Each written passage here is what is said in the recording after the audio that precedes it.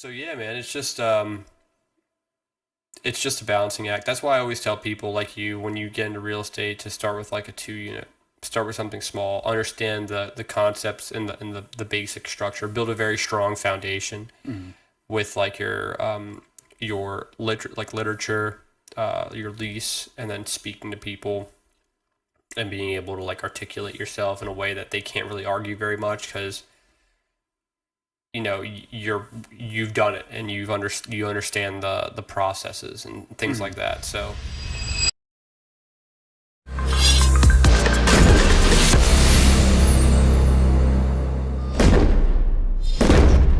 What's going on, everybody? This is the Dig Deep podcast. Tuning in for another episode. I'm Sage. I'm 28 years old. I run an excavation business. I quit my 9 to 5 after getting my back broken, and it was the best thing I ever did. my name is Michael. I am 29 years old, and I've been doing real estate since I was 20 years old. And I realized at a very young age that I did not want to work for a company for the rest of my life. And I want to work for myself, and I want to be able to live a happy, no strings attached to a job lifestyle and get out of the rat race. So here we are. Heck yeah, man. Here we are. We're in the thick of it, living it. Yeah, we're still, at least me personally, I still think I'm in the rat race, but I'm working my way out, dude. I'm a rat that's, it got the cheese, but it's kind of figuring out a different route. Dude, you got your hands on all the Parmesan cheddar and Gouda. Gouda, dude. I wanted to say something pretty Italian, but I was like, oh, fuck. I don't even think half of those are cheeses. It's just words with A at the end. Yeah. A Yeah. gorgonzola.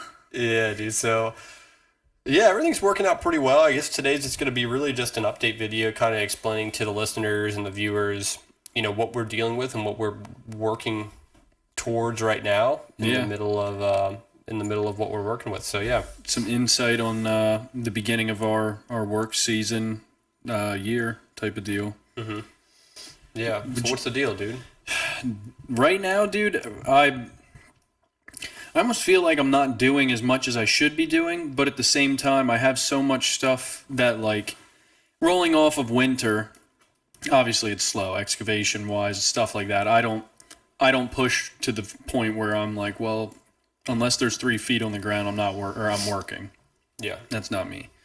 I got a bunch of different stuff. I've done a couple, like, decent jobs so far this year, but a lot of stuff just kind of getting thrown in the mix here and there, trying to figure out jump around weather. A lot of this stuff is kind of weather pending, concrete wise, obviously, and stuff. I can't be pouring when we're going to get 3 inches of rain in the next week after I pour it. But yeah, other than that, dude, it's been just kind of the same thing, making sure all my machines are dialed in, making sure my trucks are ready to go, make sure everything's going to not leave me sitting on the job at any point that, at least that I could help, you know what I mean? Yeah. Yeah, man, that's good. I think we were talking about before how, actually downstairs when we were talking, you were saying that you haven't like you haven't done anything recently that had to do with like recreational activities, like things for fun, because you've been so like, if this isn't like helping me with my pursuit to overall, work success, Yeah. then I'm not really going to pursue it right now. And I think it's important to do that stuff, so I'm glad that you are going to be doing that stuff this upcoming week or whatever. Hopefully. I dusted the cobwebs off the 3-wheeler, but yeah, dude, if it wasn't for the business, for my property, or for Sam to try and make everybody happy and just get caught up 100% on stuff. We have some big plans we want to do with the property for this summer coming up and things like that. So making sure all that little stuff's dialed in, but that's definitely taken away from my sanity, fun time, you know what I mean? But yeah, 3-wheeler got dusted off, did some valve work on it today, cleaned the carb out, it smelled like straight ethanol. Dude, it sat for at least a year. Like, it didn't get touched. That was the Wow. first time since I owned that thing that didn't get touched for that long. Even like remotely that long. That thing was a weekly ridden machine up until probably 2 years ago, roughly, when I started the business and stuff, which is to be expected. But I'm anxious to go rip around and climb some hills with it and beat on it a little bit. Yeah. That's awesome, dude. Yeah, it's exciting. I have to learn to do that more too, actually. Like today's Thanksgiving. So Easter. It's Easter, not Thanksgiving. I didn't even second guess you, dude. I'm like, yeah, it's fucking Thanksgiving again. Yeah, it's Easter, and Oh my god. and I was like, yeah, keep going. Yep. I did eat food today. Yeah, that's what It you felt did. like it, dude. It honestly felt like Thanksgiving, dude. Sometimes, if you're around people that are like religious, it's like, dude, this is like their Christmas. You know? Yeah. So yeah, being able to be with my family and stuff, it makes me realize that I do have to have a good mix of both work and being with my family and doing recreational things. And I always say this that whenever I'm sick, I almost enjoy it because it gives me an excuse not to do anything. And I think I said that to you before, but it I don't know, it's kind of interesting to think about, but like when you are not working and you really can't do anything because you're bedridden and you're not supposed to do much, it makes me at least feel more creative. I don't know. Creative. Like I want to like journal more. I want to read more. I want to like do pottery. I don't know why. Interesting. Like I just want to like do things that are creative. But when I'm not sick and I'm like in the work zone, it's like about numbers and margins and profit and trajectory. I can never say that word. Trajectory towards progression and comparatively speaking to how last year was and this that. It's all like ones and zeros. When it comes to like a computer, it's like that's how it is. But when I'm sick and I can't do anything, then I'm more just like oh, I wonder what this would look like if I did this. I even get more creative when it comes to real estate too, like interesting deals, finding properties that are like not even relatively close to something that I would ever buy. Yeah. But I'm just like, look at this farmhouse, look at this farmstead with a 1 bedroom here, and then it's got a separate unit that has a garage with a loft up top. I wonder what that, like I would just like start going on a tangent about that in my own head. So, and it's good to be in that mental headspace. So, yeah, you almost give yourself like, you almost actually clock your brain out when you're sick. You're like, all right, dude, this week everything's got to chill. Everything's got to chill. Like, let your subconscious come back to life. Yeah. Yeah, dude, that's exactly right. And that's how I want to feel more balanced in a way of being able to work and being able to do other things and like pursue other avenues that could ultimately lead to, that will lead to success, but in a different realm, A lot of people are trying to just create some type of success and just trying to move forward in a way that's not their 9 to 5. But for me, I should still do that, I should still pursue that. But at the same time, I like to think about doing other stuff. I don't know what it is exactly, but I just think about doing a lot of different things. Like I've been journaling a lot, I've been reading a lot. I went on a run today. How was that? 3 mile run. Yeah, it was 3 miles. Yeah. Well, dude, I can't run fast at all, dude.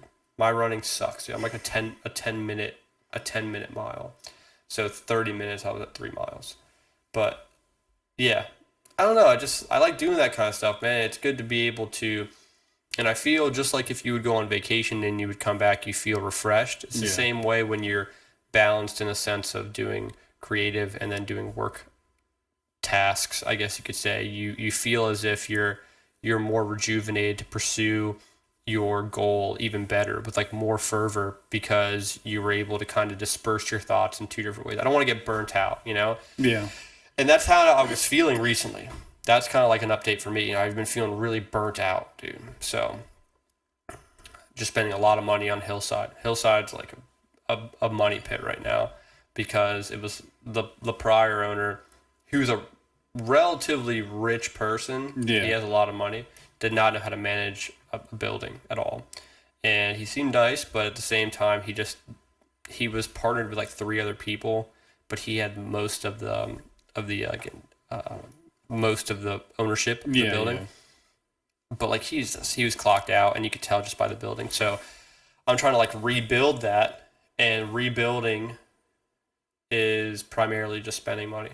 Yep. So you're not rebuilding fixing the band-aids. Yeah, exactly, dude. So You're going to pretty good extents with that building too. You're not just like slapping paint on it.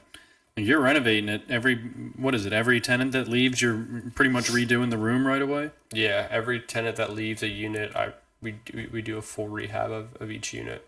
So we did apartment 3, now we did apartment 10, now we're doing apartment 11. So we got a lease signing tomorrow, which is good. That makes me feel good because that's a vacancy that gets filled, and then we have one more vacancy, which is apartment 10, that we're gonna do a full rehab. That's gonna be like $8,000-9,000 to do that. So it's a lot of money you're putting out, but you're gonna get that money back in some right eventually. Either through rental income or through a refi or something like that. So yeah, man, that's pretty much what I've been doing lately. I've been kind of hands off when it comes to Hillside, when it comes to like physical labor, but I've been hands on when it comes to like the finances, obviously. Dude, So, I feel like when you start getting into buildings that big, it's not just as easy as like, oh, we'll just go work on this little thing. No, Like, all God, the no. units are tied together with the water systems and everything. Like, that had to have been at least a decently hard pill to swallow, with like all the adjustments and stuff like that came into your life once you acquired it. No. Yeah, dude. Yeah, I've never had a unit this big, and with a single family, you make some expenses, and you don't really have to calculate it as much because it's like one unit, one expense, I guess you could say, or whatever you're doing something to. It's just one unit. Your focus is just on a single thing. When you're doing like rehabs and then fixing one, then another person gives you a 30-day notice, another person's yelling at you, another person's doing this. You remember this conversation. Like, dude, there's so many moving pieces. Even with expenses, you could lose track of your expenses quickly if you are not financially fit, dude. Like, between a $15,000 rehab on apartment 3, then a transition from a tenant leaving, I have to take the utilities, I have to do rehab that one, I got to keep it low expense on that one, so that's like $4,500. Then we got another tenant leaving, doesn't like the fact that I didn't give him all of his security deposit, he's threatening to go to court, I got to judge that, dude, there's just, and then you're trying to calculate all the funds that are coming in and out, and writing that stuff down and calculating it through Excel spreadsheets and whatever, dude. It's difficult and it can be very stressful. Dude, and if I didn't work, it would be a little bit less stressful because that would be all my energy. But I'm not. I'm working on top of that. So I have to like literally walk out of work, answer phone calls, talk to Epi, talk to this person, talk to that, talk to UGI, talk to Xfinity, Comcast. Dude, it's just... It's Holy crazy. smokes, man. It's a lot of moving pieces. So you gotta keep your professionalism. You gotta keep your eye on the prize, I guess. So it's stressful. Yeah, oh man, that definitely seems like a monkey wrench into what a normal small time kind of, not even small time, but just somebody who maybe has like a 2-3 unit, and you jump into one of those, that's really gonna make you put your big boy pants on. Yeah, dude. I mean, like, and there's some people that have like. Now, granted, it's different with some people because once you get to like over 100 units, they have like a team. But I know people that have over 100 units that it's just like them and their wife. Carlos, the prime example. Carlos, just fucking 2 people, dude. Carlos and his wife. 190 something units. Jeez. I'm like, dude, you are crazy, dude. I'm like, and he's like, he's got so much stuff he's worrying about. So when I tell him my problems about this 13 unit, he's like, dude, this is fucking nothing. I'm like, you know how many calls I get per day about that? So I like to, it puts everything in perspective, and it makes my problems not as big. Yeah. So I'm like, okay, maybe makes you not stress as much about them. Yeah, and then he tells me his problems, and he's like laughing, and like, I'm like, dude, I don't know how you keep it together, dude. That's crazy. But he's gonna be getting a team soon. Like he's about to like hire a couple hourly employees and just like. Dude, I don't know how you'd manage 190 different people, families, complaints, issues. Yeah, dude. Like I have to worry about a couple 10-day notices at the beginning of the month. Yeah. Dude, he's doing 10 plus 10-day notices, 20 plus 10-day notices per month, meaning he has to, serve a notice to 20 plus people about not paying rent, or they're going to have Is that an in-person thing? You have to do it in person. You have to post it on the door, or you have to hand it to them in person. You have to post it on the door, take a photo, or hand it to them in person, and then like on a good, well-written 10-day notice, they'll say like handed in person to, and then like they'll sign their name or something. Sometimes they don't want to sign their name, but at least that you gave it to someone. They received it. Yeah, I'm gonna guess he puts his whole day into that stuff. He doesn't have any like 9 to 5 or anything like that. No. Yeah, it's his whole life now, dude. His whole life is real estate, and he's got a lot of time allotted to doing that stuff. So yeah, man, it's just a balancing act. That's why I always tell people like you, when you get into real estate, to start with like a 2-unit. Start with something small. Understand the concepts and the basic structure. Build a very strong foundation with like your literature, your lease, and then speaking to people and being able to like articulate yourself in a way that they can't really argue very much, because you've done it and you understand the processes and things like that. So it's a little scary when someone buys a 15 plus unit, 20 plus unit, and it's their first building, which is honestly very difficult to do. Yeah. No experience, trying to get lending from a bank on a unit that you have no past experience doing. Unless you're doing like an all cash deal, dude, it's hard to get something like that. I mean, it's possible, but they're probably definitely going to want to see fucking credentials for at least some management when it comes to the property thing before you go dive into that. Yeah, because the lender's going to want to see a cash flow analysis of the unit. They want to make sure that the money that they're lending you is going to get paid. So they want to make sure that the unit that you're buying is going to produce the requirements that they want. So cap rate, like your net operating income, and then they have their own metrics that they use on top of that. So like your property evaluation is one thing, and then you give it to them, but the metrics that they use, their property evaluator is going to be way more aggressive. So they're going to, and then they also keep personal characteristics into account, like how you are. And if you've never purchased the unit, that definitely plays a role in it, Yeah. So they're like, hey, my name is Sage. I want to buy this 25 unit for $2.1 million. I have 20% down. Like, will you lend to me? And they're like, oh, okay. And, in a very nuanced, like very, broken down way, they're going to be like, fucking, like, they're going to have to, like, I don't know, dude. I don't know if we can lend to you. Yeah, they're going to be like, well, give me your lending package. And you got to know what a lending package is. You get to send it out to multiple lenders, because that if you send your lending package to like 10 people, like maybe all 10 of them are going to say no, No shit, okay. I wanted to buy that 13 unit, and I had like a substantial amount of units prior to that. And a lot of them said no. Even like lenders that I work with all the time, they're like, no. I'm like, dude, fuck you guys. Damn, dude. So, I didn't say fuck you guys, obviously, but I was like, oh, noted. Okay. I didn't know, like, they're like, no, the metrics don't work on this, like we need this, and this, and it's not fulfilled, so it's not fulfilled. Yeah. Copy. Got it. All right. Even though, like, dude, like vacancy rates on a very small scale, like I might put a 5% vacancy rate. Typically it's an 8% vacancy rate. Some lenders will do like a 10% vacancy rate. And then like after all their metrics, they'll take like another 10 or 20% off the top just for like additional costs. I don't know. A property management fee. Like even though you're going to manage it yourself, a lot of lenders will deduct a property management fee off of their... You told me about that the other time, because they assume that you have a team that's going to require some sort of payment from your... So they'll do like 10%.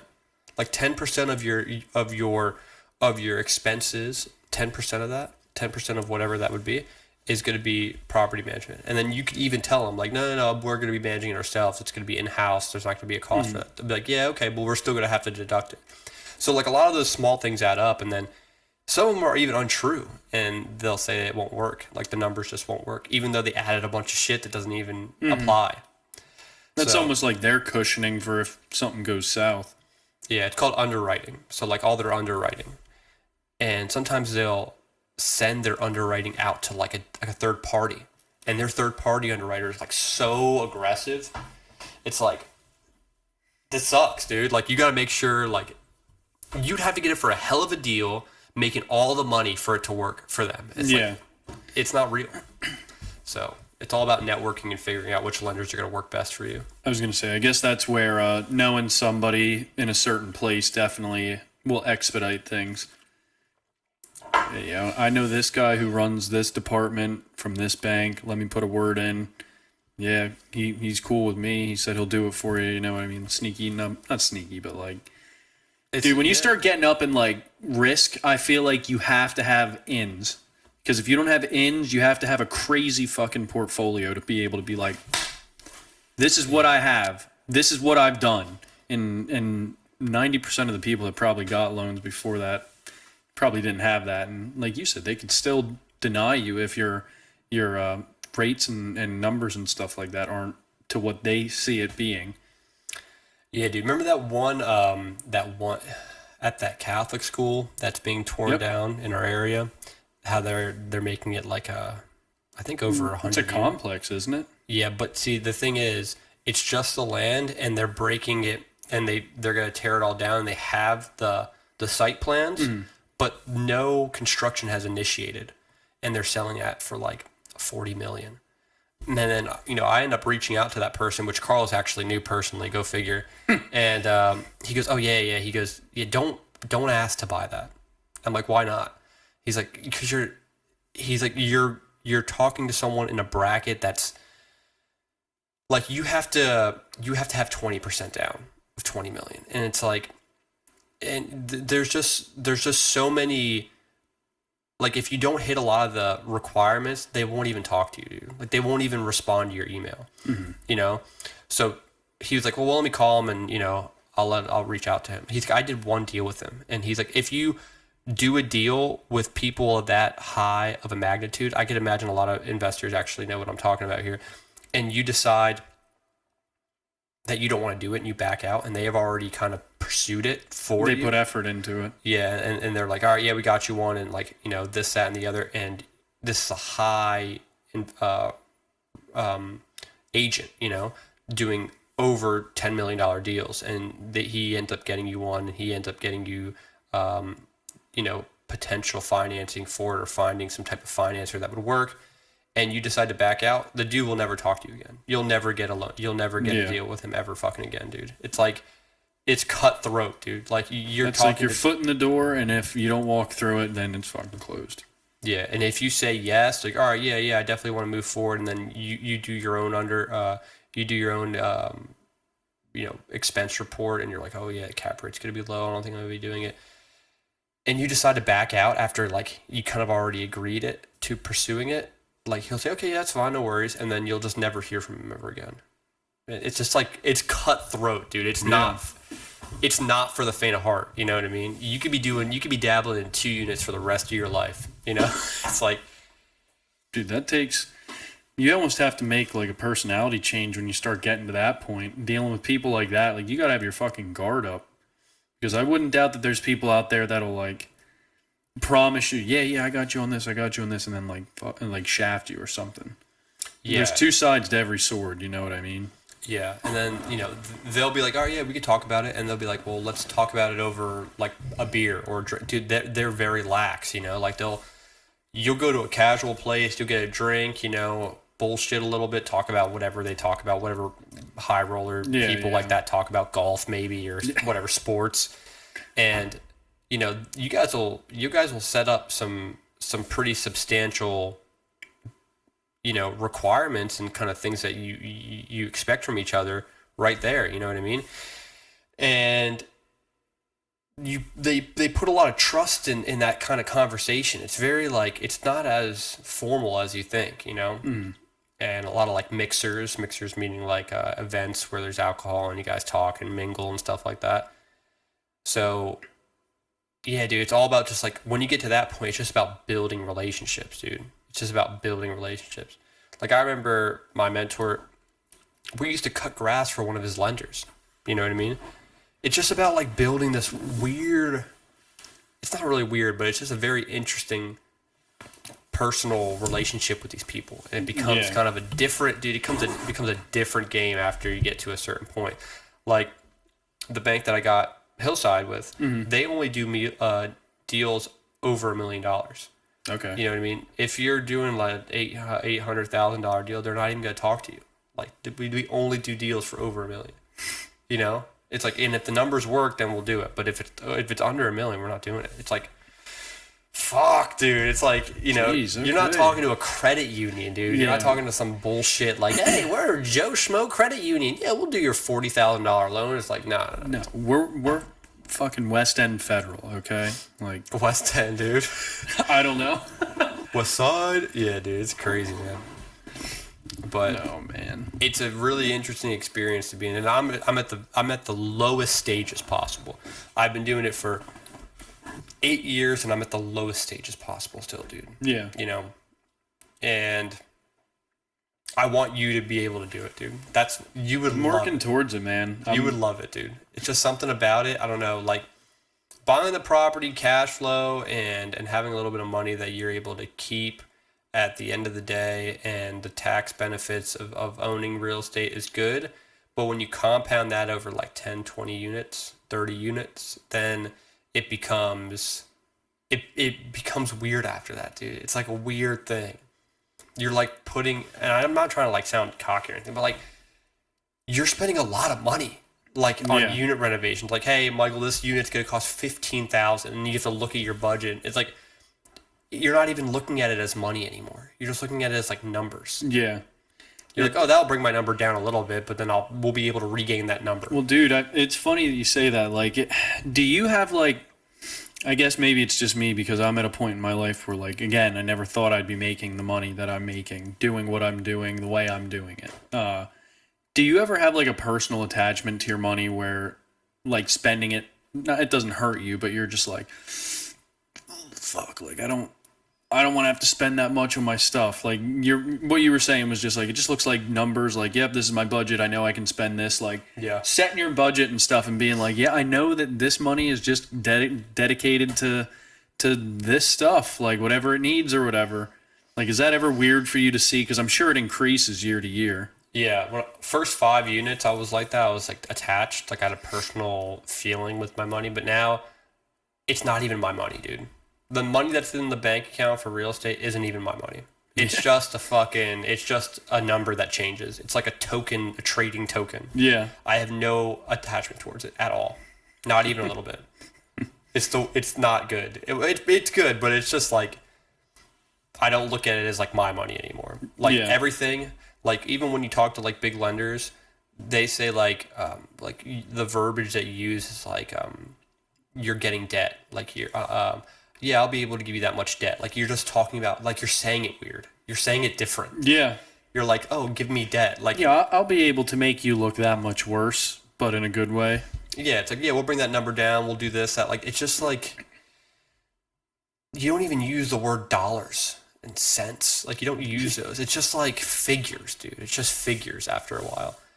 And I'm not even at that point of being able to tell you that like 100%, like exactly how that feels, but just dabbling with it a little bit on the last acquisition that we got. It's just a little bit different. Like over 10 units, it gets a little bit different. And some people that listen to this, like one building over 10 units. Over 10 units. Okay, not 10 units in total, just over like a singular building of 10 units or more. Once you get over $1 million, dude, it becomes weird. Like you hit like a different level of whatever it is. Yeah. Well, dude, they say, what all the rich people say, making your first $1 million is harder than any other $1 million you'll ever make after that or something. Something to the effect of like making your first $1 million is the hardest $1 million you'll ever make. after that, it's like it's easier. I believe that. Yeah, yeah, dude. Once you get a couple of units, I could attribute it to units, but like once you get a couple of units and you get the cash flow running through, and running in and it kind of snowballs, like it doesn't bother you as much. Like you could get down really low on your accounts, but then like next month they'll replenish. Yeah. It's just like a weird thing, dude. And it's a weird, amazing feeling, and I want to make sure that someone that I care about gets to experience that, you know? Because you're working for it, but like you're not working. You almost like worked for it, and like the rewards just don't stop then. Yeah, and you do have to spend money to when repairs happen, and you get a lot of crazy phone calls. There's a lot of negatives to it, but when it comes to a point where it's just like this weird, like I don't know, it's just like this weird numbers game. After a while, it becomes really interesting, and then you could kind of and obviously you don't live in a huge house. I don't live in a huge house. You Yeah. know, most millionaires.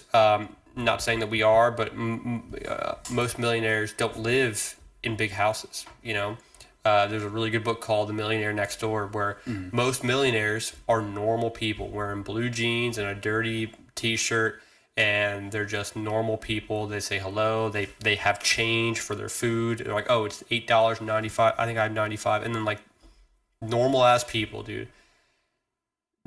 A million net worth is not that crazy nowadays than what it was, Yeah. you know, back in the early 1900s, you know. So you still can't get affected by lifestyle creep when you get over a million, because you're especially the aspirations and goals that we have, you're not even scratching the surface yet, you know. So you want to just keep your lifestyle the way it is. I'm not a bougie person.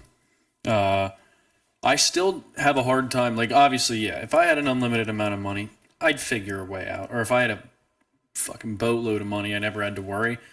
I'd figure a way out to make sure my life was a little more lavish. You know what I mean? But, like, dude, I made little over 100,000 last year in total with everything. You know what I mean? After taxes, after all the bullshit. Now, obviously, a lot of that got dispersed into the business, put back in and things like that. But how I'm living, like I'm like, there's not really anything I have to complain about. Like, I don't live a lavish life. You know what I mean? I get fast food here or there. You know what I mean? Me and Sam go out to eat. I have a 2006 Dodge Ram truck, a Nissan Sentra from 2008. Like, I'm content, dude. Like, I'm content. If I was pulling in 300K, like, I'd be sitting here like, what the fuck? Like, I better go spend some money. It's gonna stack up too much. You know what I mean? Like, Yeah. it's just a weird feeling, dude. Like, that's got to be crazy.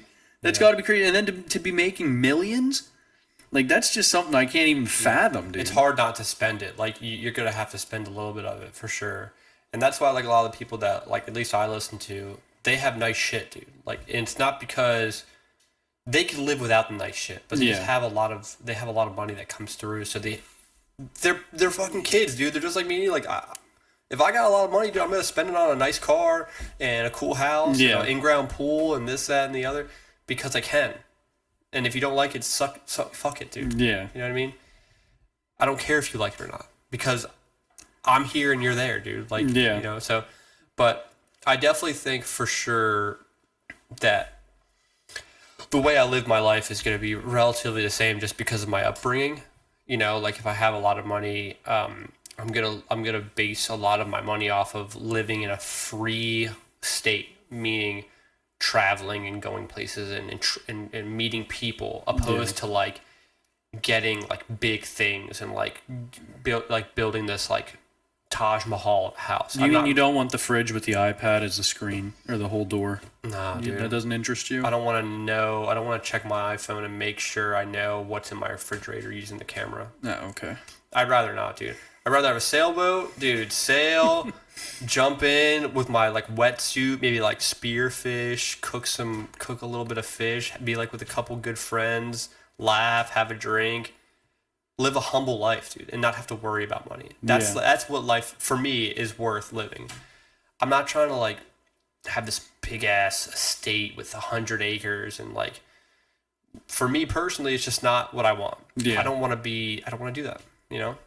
And if people do want to do it. But it's just not for me. I want to travel. I want to meet people. I want to be at the end of my life and being able to, I can reminisce on all the amazing memories I've had in my life. And it costs a little bit now, which is a little bit of suffering and a little bit of time spent doing a lot of normal things, sawing wood, doing a lot of normal stuff continuously, living a very mundane, normal life. Within your means.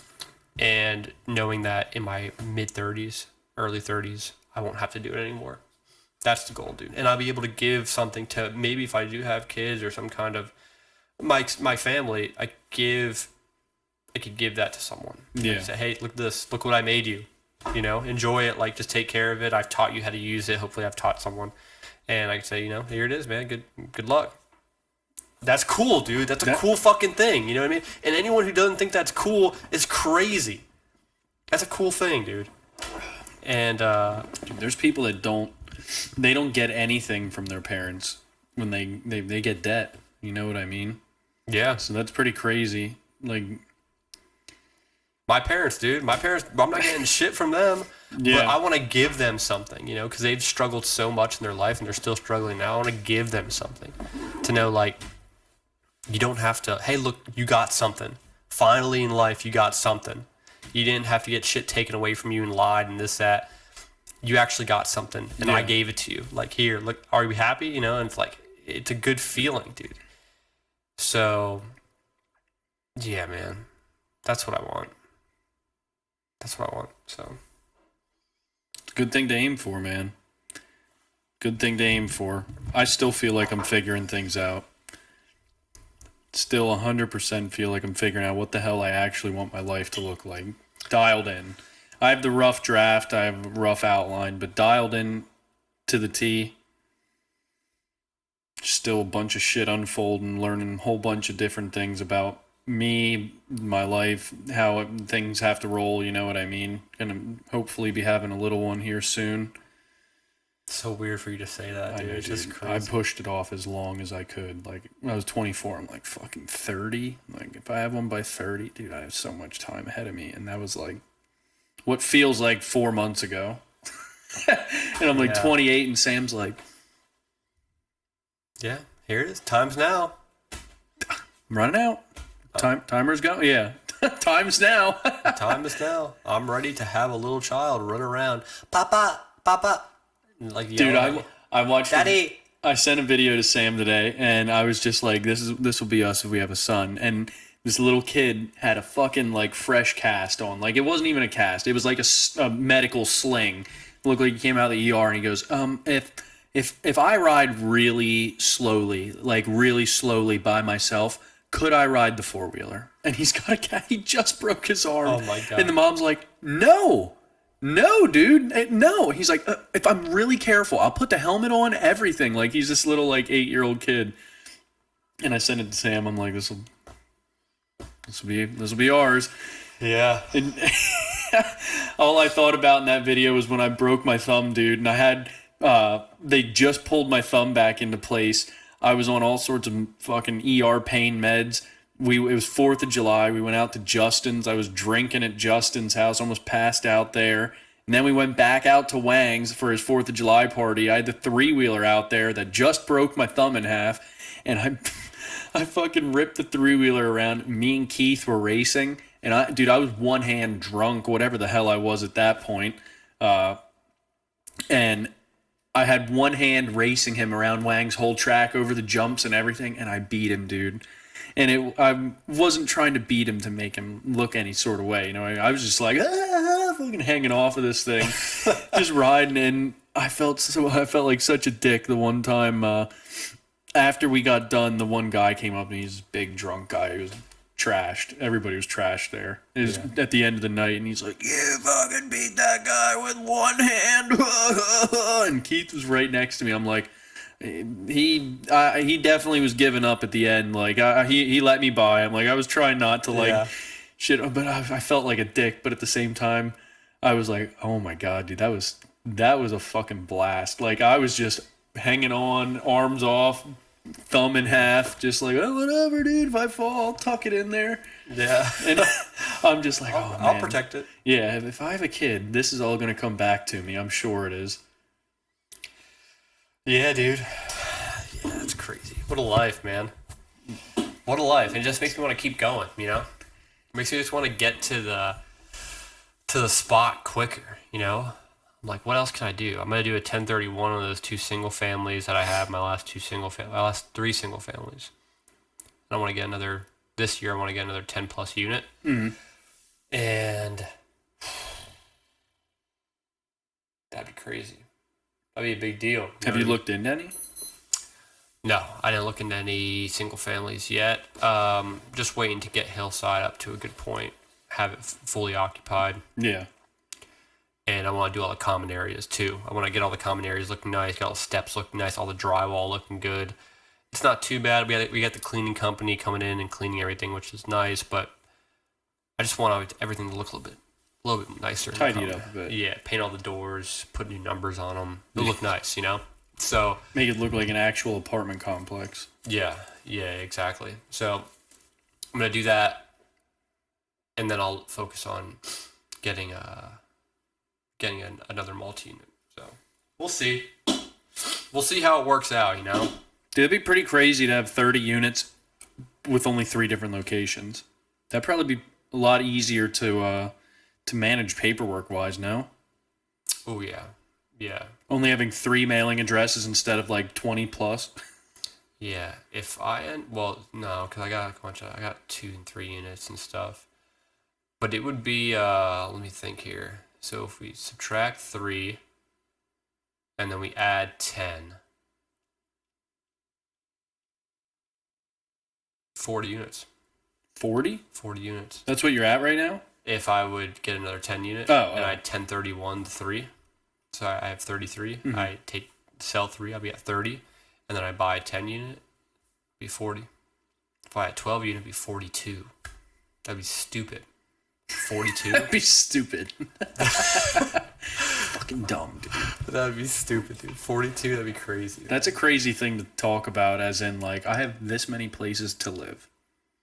Some people are struggling to get one house, you know? I'm struggling to figure out which bunch of them I want to get. Yeah. But everyone could do it, man. That's the thing. That's the crazy part. Everyone could do it. And if people keep listening, and people keep kind of being a part of a specific group of people that are trying to push themselves forward in a positive way and cut out the fuck boys and fuck girls that they're dealing with, everyone could do it, dude. I've met some people that are not smart, but that are just driven. You know? Dude, I'm not smart. I'm gonna say this one more time. Dude, I am not smart.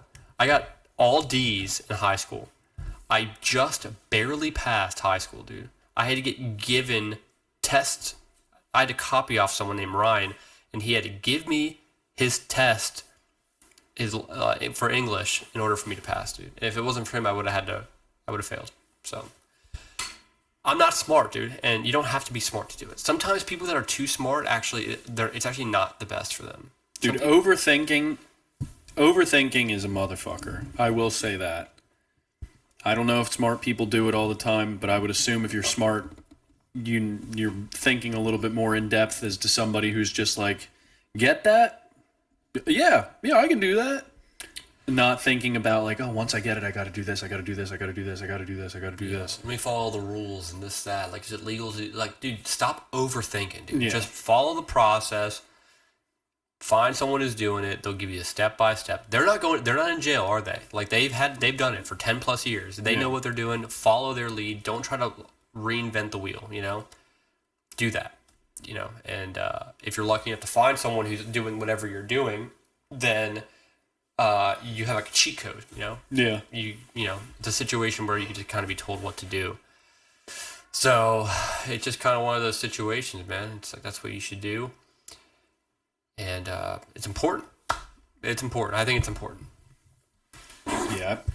With the excavation stuff, dude, there's so much. I will say there's so much that I never got to personally experience, like at Dolly, like where pretty much my construction upbringing was, that it was all just like visually. Like I seen it happen and I seen how they did things and I seen how other companies did things. But now that I'm like doing it, it almost isn't as simple as just looking at it. You know what I mean?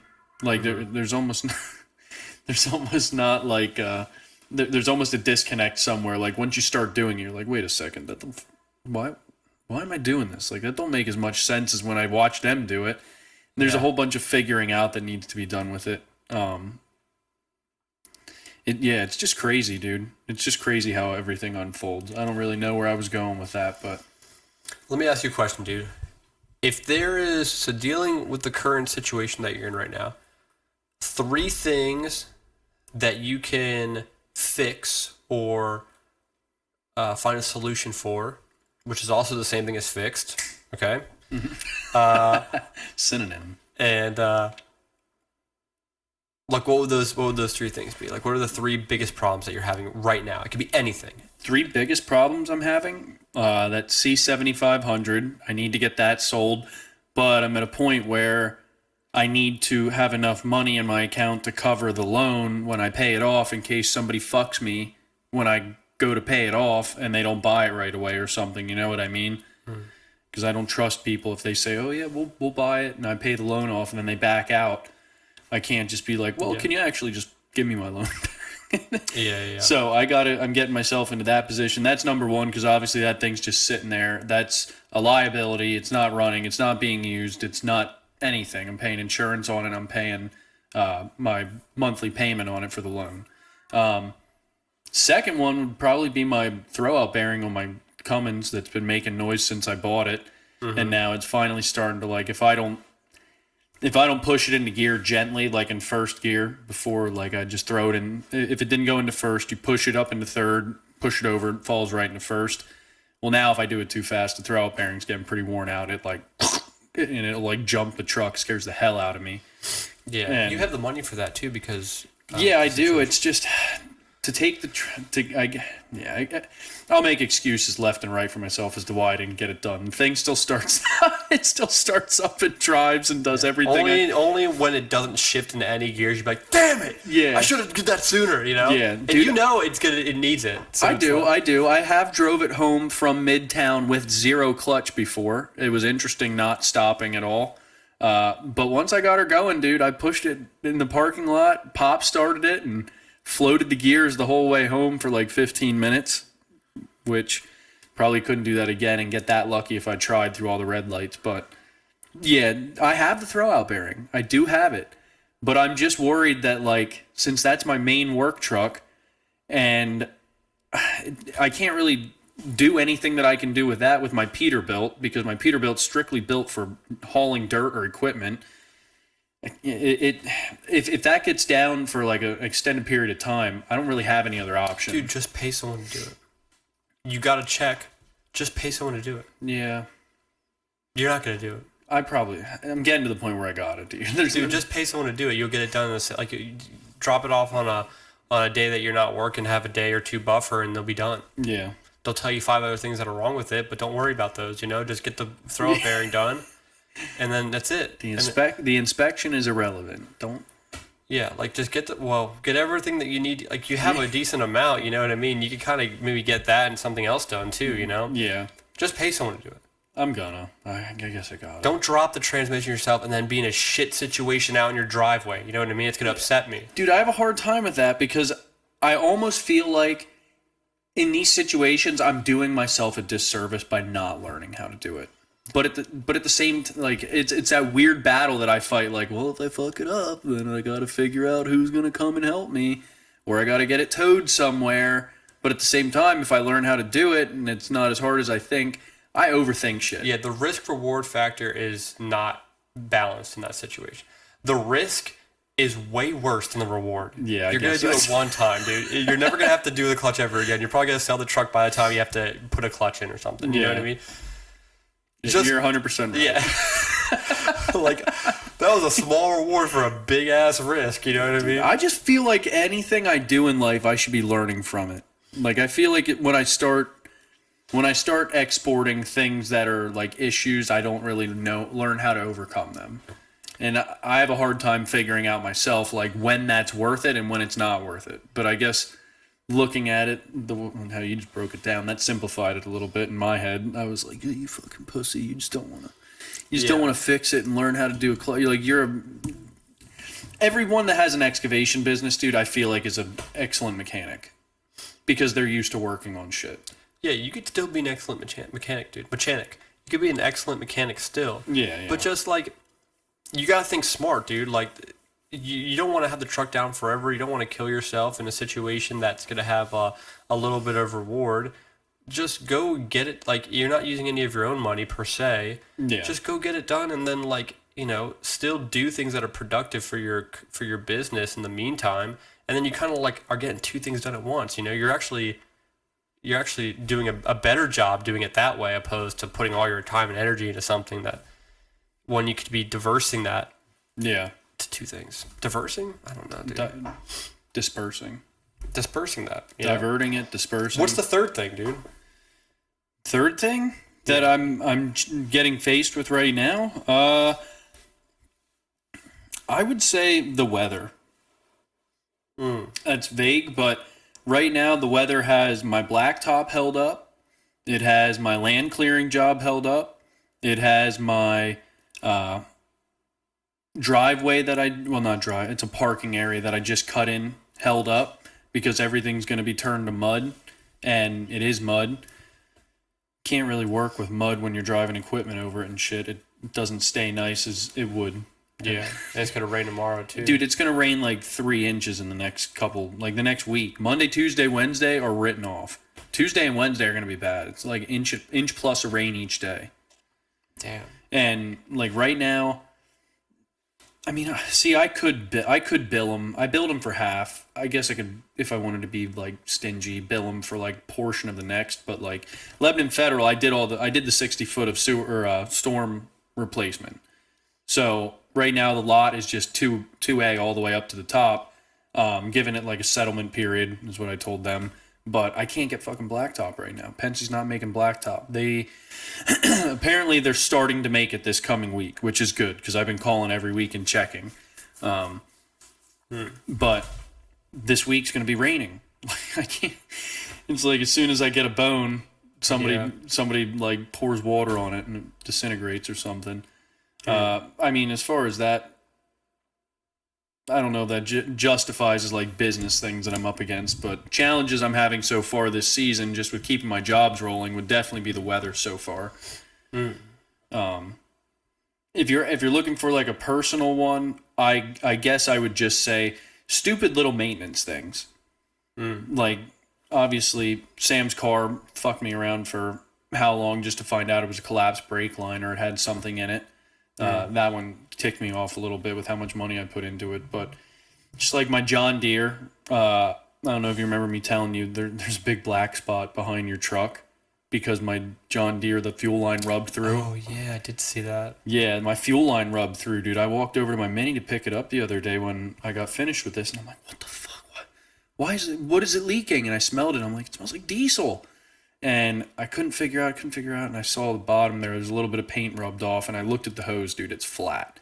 So my one fuel line rubbed off on that. I had to fix that.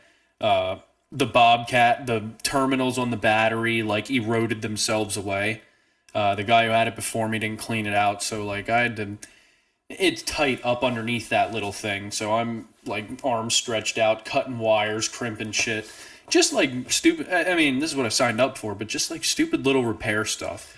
Both my dump trailer had to put new tires on that. Then I dropped my 305 off and find out that tire has that huge gash in it, which was a good tire, had plenty of life. So there's another like $500 in fucking tires within a week and a half. It's just like little shit here and there that's just like, yeah.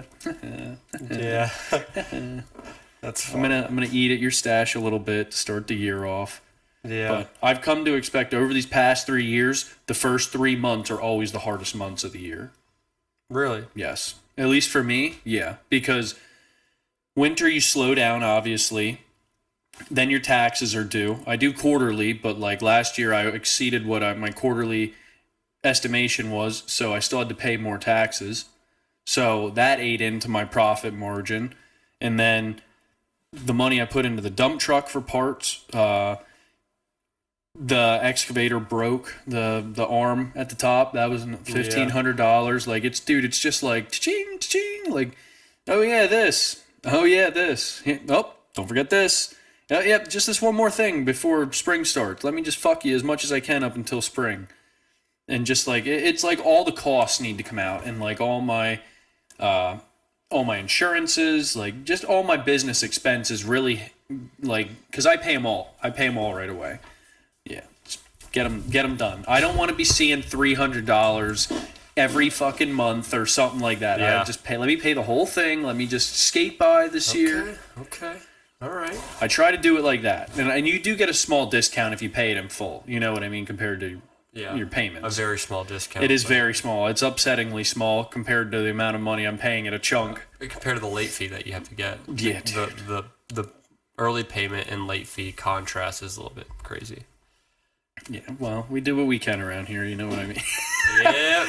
Do what we can, but yeah, dude, the first couple months always, they always shaft me a little bit. I'm always carrying a little bit of lotion in my back pocket.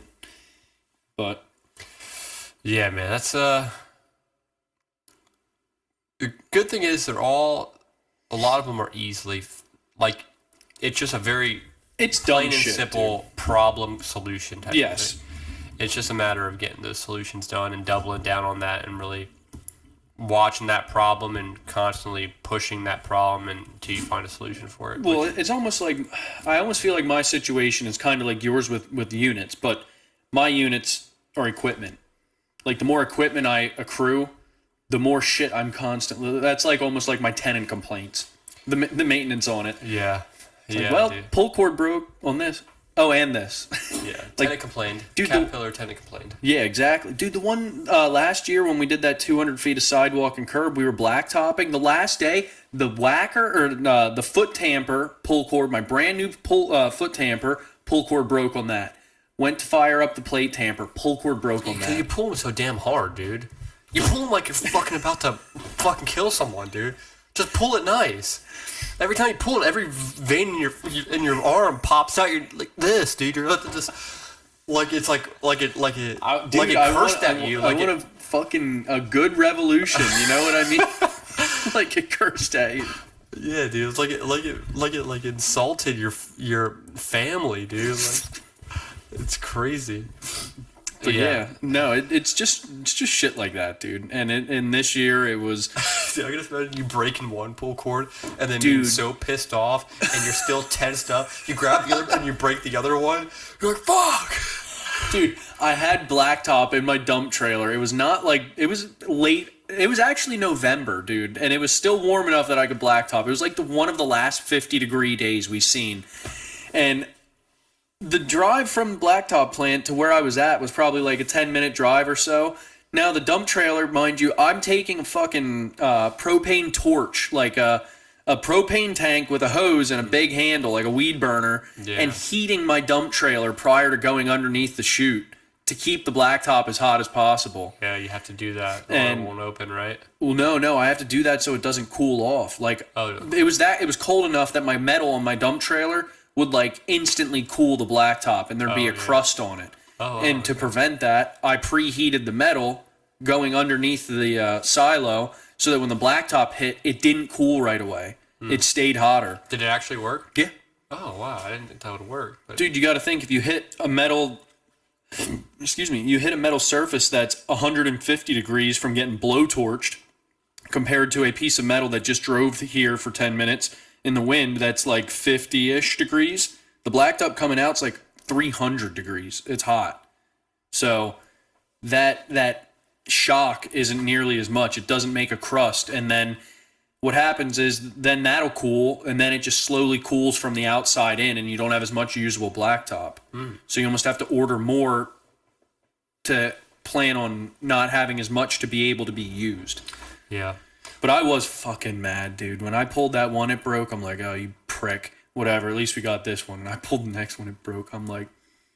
Well, yep, that's good. I'm like, all right, who did it? Who fucking... Yeah. Is this a joke? That's crazy, dude. Yeah. what would my three problems be? What does Hillside have on your list? Because it's probably all from them. It's fulfilling one vacancy, which is apartment number 10. That's one of my big problems that we're getting corrected. So that one of my other big problems now that it has been corrected was Valedia's bathroom. She had a water damage situation. We got that all taken care of. So that doesn't classify. That actually makes me feel good because I just remembered that it's finished now. Yeah. So that's great. And I don't have to worry about that anymore. So apartment number 10 at Hillside. After that, what are we doing here? What are we doing? Let me think.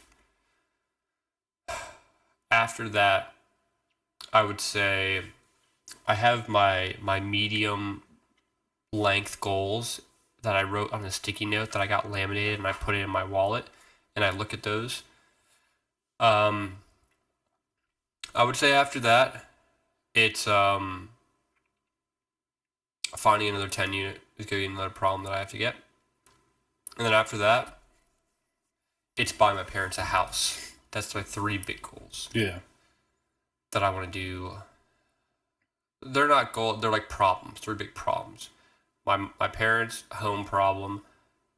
Another problem is fulfilling another multi-unit purchase acquisition this year. And apartment number 10. Those would be my three. Those would be my three, which are very small problems, dude. No one's dying. No one's in the hospital. Those problems could be so much worse. So as long as I get them done, dude, I'll be happy. I got all year to do it. It's the third month of the year. You know, there's still 9 months left. Yep. So we got a lot of time, dude. Got all summer, spring, fall. You know, all the other months of the season. So we got time, man. We got time. Do you have any goals that you want to pursue by this year? Is there one that you absolutely want to pursue this year?